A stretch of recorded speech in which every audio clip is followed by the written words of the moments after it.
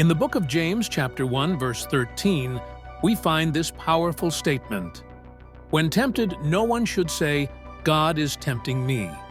For God cannot be tempted by evil, nor does he tempt anyone.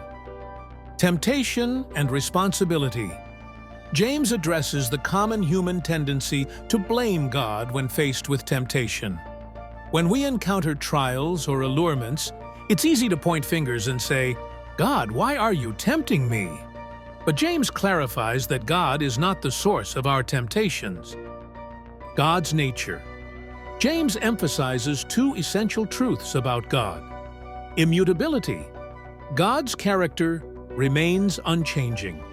He is inherently good, holy, and without any evil inclination. Therefore, he cannot be tempted by evil himself. Non-tempter. Not only is God immune to temptation, but he also doesn't actively tempt anyone. Temptation arises from our fallen nature, the world and the adversary, but not from God. Understanding. Temptation. James goes on to explain that temptation emerges from our own desires. James 1:14.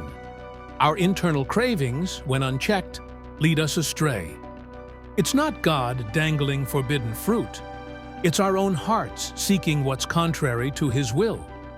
God's role? While God doesn't tempt, he does allow trials and tests in our lives.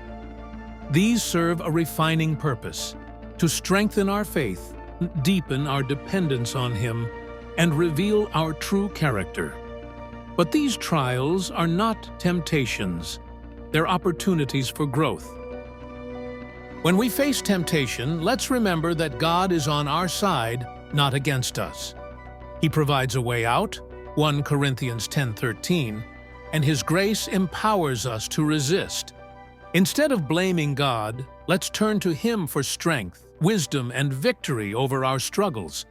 So, my friend, may we recognize the true source of temptation, cling to God's unchanging goodness, and seek his help when we feel the pull toward what is harmful.